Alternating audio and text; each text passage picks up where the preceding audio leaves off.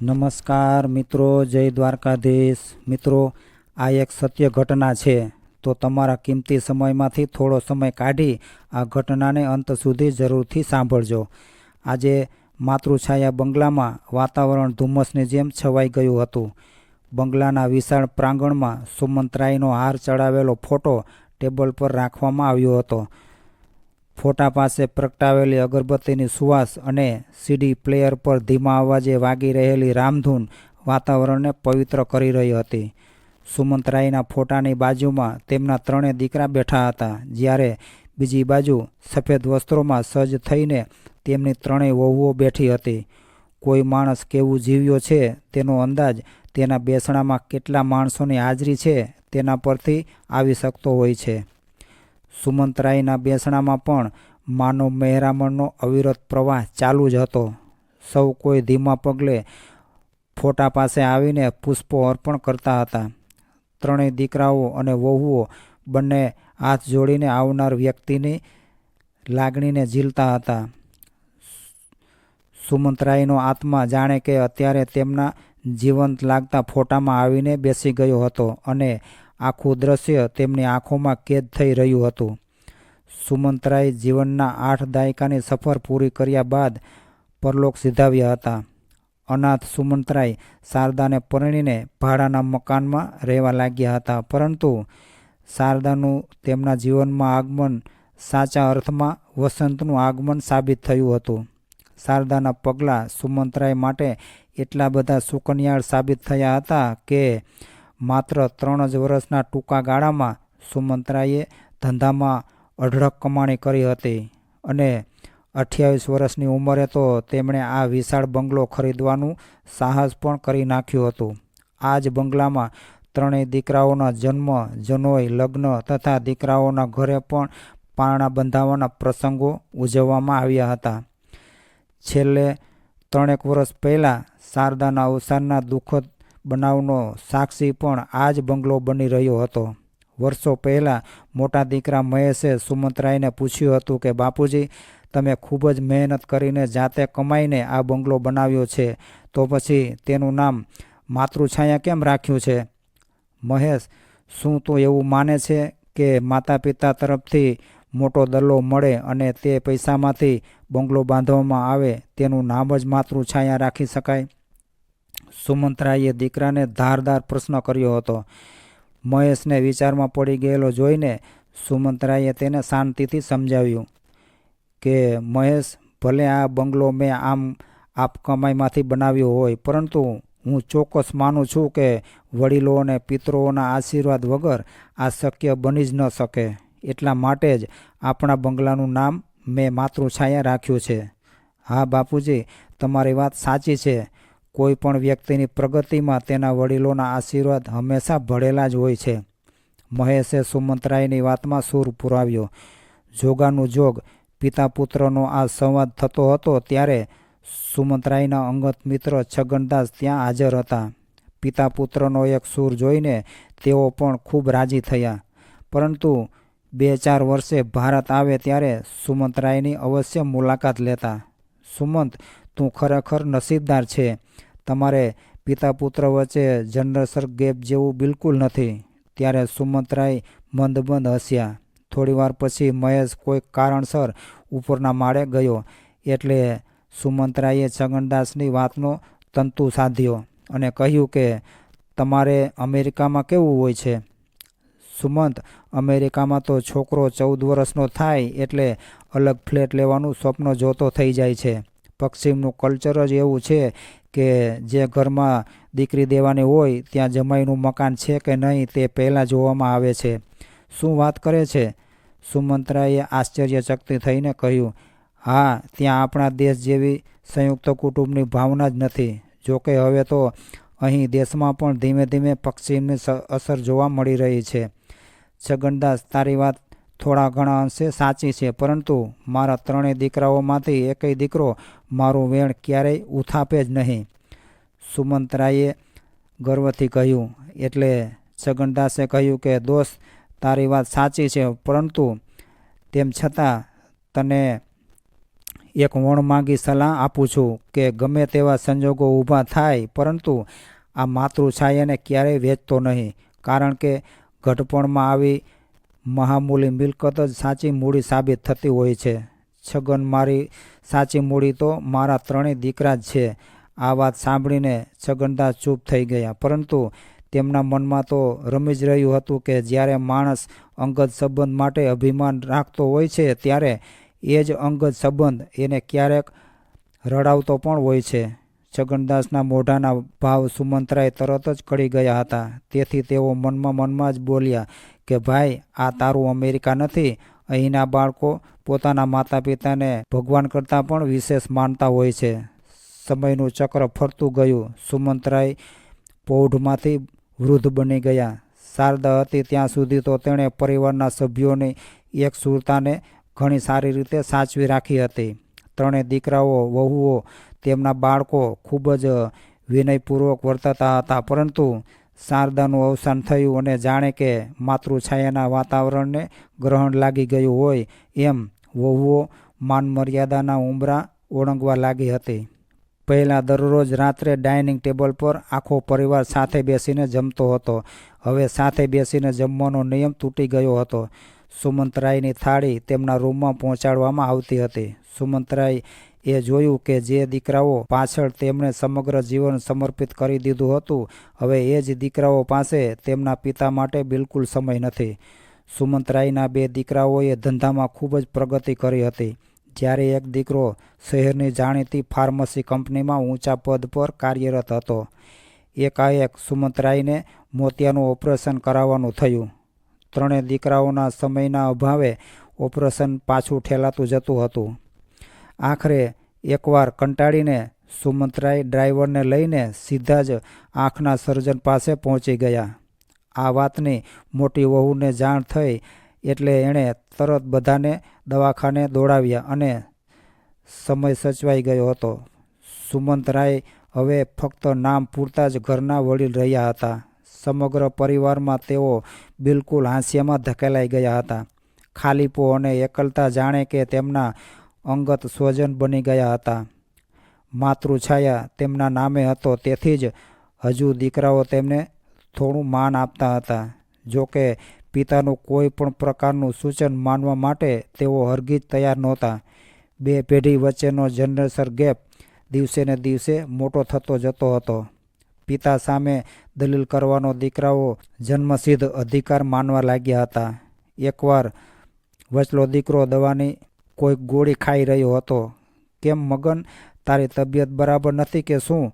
સુમંત્રાએ સહાનુભૂતિપૂર્વક પૂછ્યું. બાપુજી, બ્લડ પ્રેશરની ગોળી લઉં છું. લાઈફ એટલી બધી ડિપ્રેશનવાળી થઈ ગઈ છે કે વાત ના પૂછો.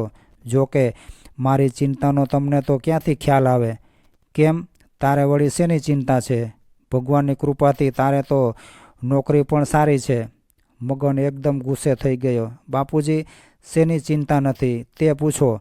મને એકલાને જ નહીં, પરંતુ 40 વર્ષે પહોંચેલી કોઈ પણ વ્યક્તિને પૂછશો તો તે કોઈના કોઈ ડિપ્રેશનમાં જ જીવતો હશે. છગન, તું શું કહેવા માગે છે એ મને કાંઈ સમજાતું નથી. સુમંત્રાએ આશ્ચર્યથી દીકરાને જોઈ રહ્યા હતા. તમને સમજાવું બાપુજી, સાંભળો. નાનો દીકરો સતીશ તેના ભાઈ મગનની મદદ કરવા માટે વકીલની અદાથી આગળ આવીને બોલ્યો કે નોકરી કરતા હોય તો બોસનું ટેન્શન, ધંધો કરતા હોય તો ઉઘરાણીનું ટેન્શન, બાળકો બોર્ડમાં ભણતા હોય તો રિઝલ્ટનું અને એડમિશનનું ટેન્શન, અને જો સંયુક્ત કુટુંબમાં રહેતા હોઈએ તો વડીલોના ઘડપણનું અને એને સાચવવાનું વધારાનું ટેન્શન.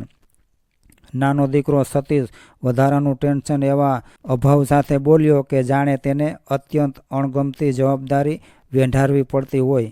બસ દીકરા, તમારી આખી પેઢીની સમસ્યા મને સમજાઈ ગઈ છે. સુમંત્રાએ વાત પતાવવાના ઈરાદાથી કહ્યું. બંને દીકરાઓ વાત પતાવવાના મૂડમાં નહોતા. તેઓ તો તેમની આખી પેઢીનું પ્રતિનિધિત્વ કરવાના મૂડમાં આવી ગયા હતા. બાપુજી, અમારી પેઢીને જસ તો ક્યારેય મળે જ નહીં. જો માતા પિતાનું થોડુંક વધારે ધ્યાન રાખવા જઈએ તો માવડિયા કહેવાઈએ, અને જો પત્નીને સાચવવા જઈએ તો વહુ ઘેલા કહેવાઈએ. સતીશ મગનને એક સૂરમાં કહ્યું. બંને દીકરાઓનો આક્રોશ સાંભળીને સુમંત્રાઈને છેલ્લા થોડા સમયથી વહુઓ દ્વારા થતી અવગણના યાદ આવી ગઈ. દીકરાઓ અત્યારે વહુઓની જ ભાષા બોલે છે તે વાત તેમના મનમાં સ્પષ્ટ થઈ ગઈ હતી. સુમંતરાયની આંખમાં આંસુઓના તોરણ બંધાયા. એનાથી સામેની દિવાલ પર લગાવેલા શારદાના ફોટા સામે જોવાઈ ગયું. શારદા જાણે કે ફોટામાંથી કહી રહી હતી કે તમને મારા સમ છે. દીકરાઓ સમક્ષ ઢીલા ન પડતા, તમે તો એના પિતાજી છો અને પિતાજી તો પ્રેમના આકાશ જેવા હોય છે. ભલે ગમે તેટલી ઋતુ બદલાય તો પણ આકાશ તો હંમેશા સ્થિતપ્રજ્ઞ જ રહેતું હોય છે. બંને દીકરાઓ ગયા પછી સુમંતરાય શારદાનો ફોટો જોતા રહ્યા અને કેટલી વાર સુધી સૂનમૂન થઈને બેસી રહ્યા. આંખમાં આવેલા આંસુને કારણે તેમને ફોટો ઝાંખો દેખાતો હતો, પરંતુ શારદા સાથે વાગોળેલો ભવ્ય ભૂતકાળ બરોબર દ્રષ્ટિમાન થતો હતો. ઘણીવાર સુધી શારદા સાથેના સુખદ સ્મરણો વાગોળ્યા પછી તેમનાથી બોલાઈ ગયું કે સારું થયું શારદા, તું તારા વહાલા દીકરાઓનું આવું બેહુદું વર્તન જોવા માટે હયાત નથી. શારદાના અવસાનના થોડા સમય પછી સુમંતરાએ મોટા દીકરા મહેશને કહ્યું કે બેટા, મારી ઈચ્છા એવી છે કે આપણે સહકુટુંબ પારસીપાટણ જઈને કોઈ સારા બ્રાહ્મણ પાસે માતૃશ્રાદ્ધની વિધિ કરાવી આવીએ. પણ બાપુજી, અત્યારે તો હું બિઝનેસમાં અટવાયેલો છું. અત્યારે મારી પાસે બિલકુલ સમય નથી. દીકરાના મોઢેથી આવો જવાબ સાંભળીને સુમંતરાયને આંચકો લાગ્યો. તેમણે હિંમત કરીને કહ્યું કે બેટા મહેશ, તારા જન્મ પછી તું બીમાર રહેતો હતો ત્યારે તારી બાએ વીરપુરની બાધા રાખી હતી. એ વખતે ધંધામાં હું એકલો જ હતો. મારી પાસે વીરપુર સુધી જઈ શકાય એટલો પણ સમય ન હતો, છતાં અમે તને વીરપુર દર્શને લઈ ગયા હતા. બાપુજી, એ સમય જુદો હતો અને અત્યારનો સમય જુદો છે. અત્યારે બિઝનેસમાં કોમ્પિટિશન ખૂબ જ વધી ગયું છે. અહીં મારી હાજરી કેટલી જરૂરી છે તે તમને નહીં સમજાય. સુમંતરાય વિચારી રહ્યા હતા કે જે દીકરો ધંધાનો કક્કો જ મારી પાસેથી શીખ્યો હતો, એ જ દીકરો આસાનીથી કહી રહ્યો હતો કે બાપુજી, તમને નહીં સમજાય. હવે મોટા દીકરા આગળ વાત કરવાનો કોઈ મતલબ જ રહ્યો નથી. તેથી તેમણે મૌન રહેવાનું જ પસંદ કર્યું. બીજા દિવસે સુમંતરાએ નાના દીકરા સતીશ આગળ માતૃશ્રાદ્ધ માટે પારસીપાટણ જવાની ઈચ્છા વ્યક્ત કરી. કારણ કે ધાર્મિક વિધિમાં મોટો દીકરો ન બેસે તો નાનો દીકરો પણ બેસી શકે. સતીશ ચમક્યો અને કહ્યું કે બાપુજી, મને તો આવી કોઈ વાતમાં સંડોશો જ નહીં. હું તો આવા બધા તૂતમાં માનતો જ નથી. દીકરાનો આવો જવાબ સાંભળીને સુમંતરાયને ખૂબ જ આઘાત લાગ્યો.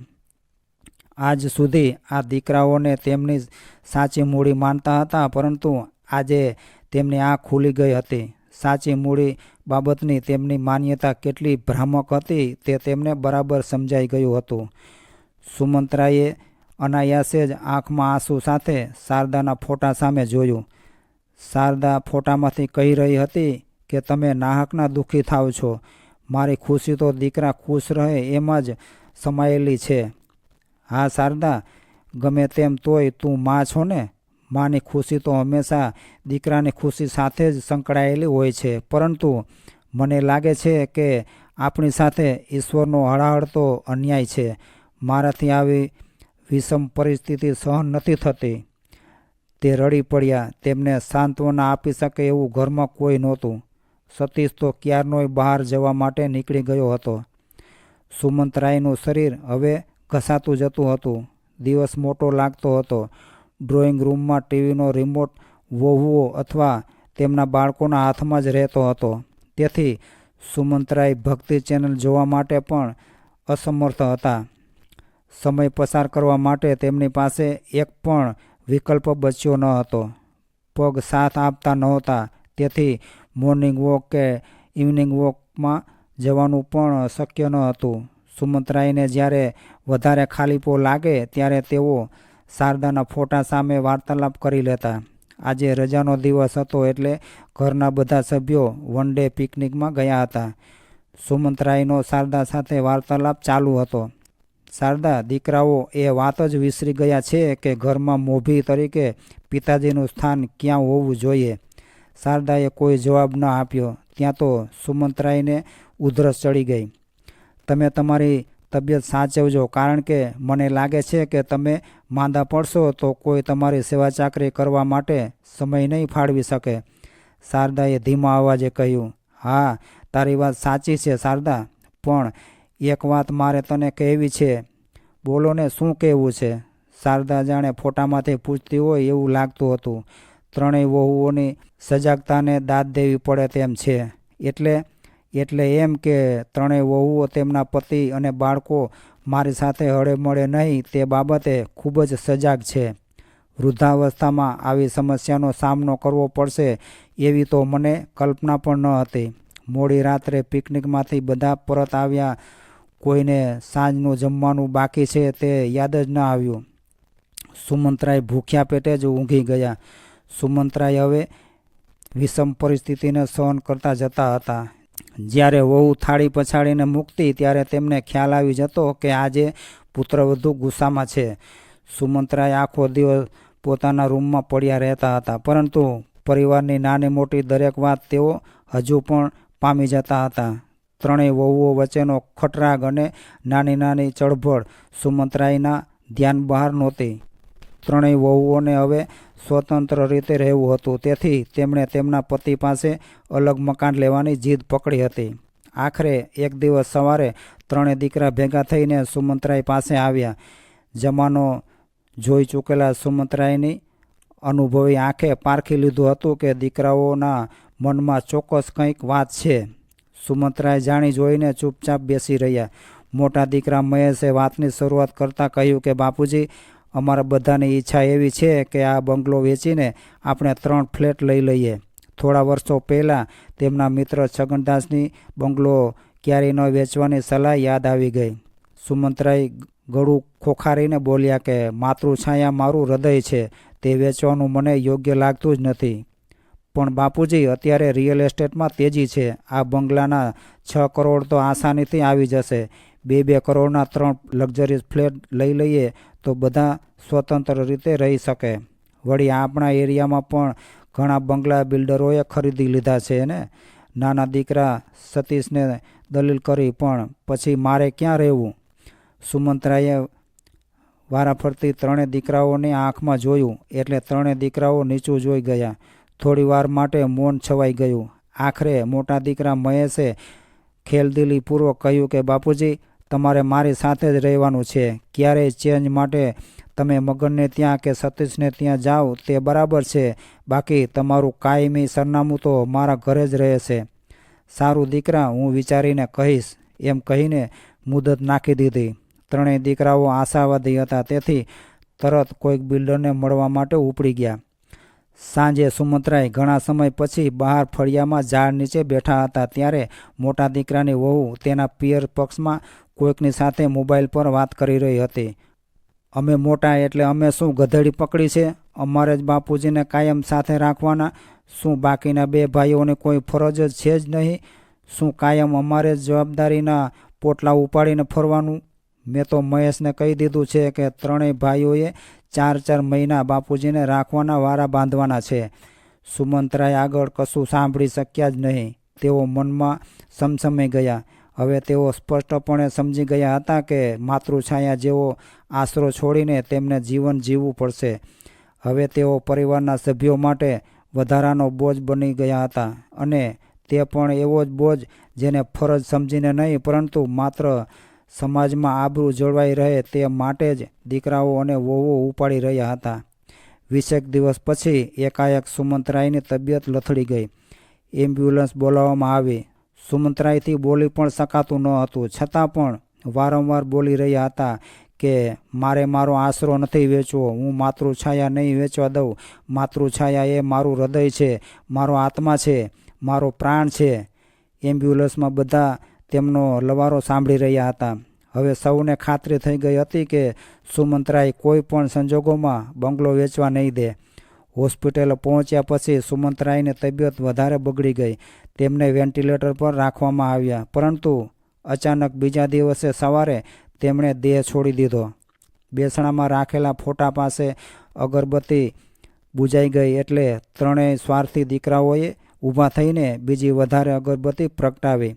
અનાયાસે જ તેમનું ધ્યાન ફોટા પર પડ્યું તો સુમંત્રાઈની આંખો જાણે કે વારાફરતી તેમને ધ્યાનપૂર્વક જોઈ રહી હતી.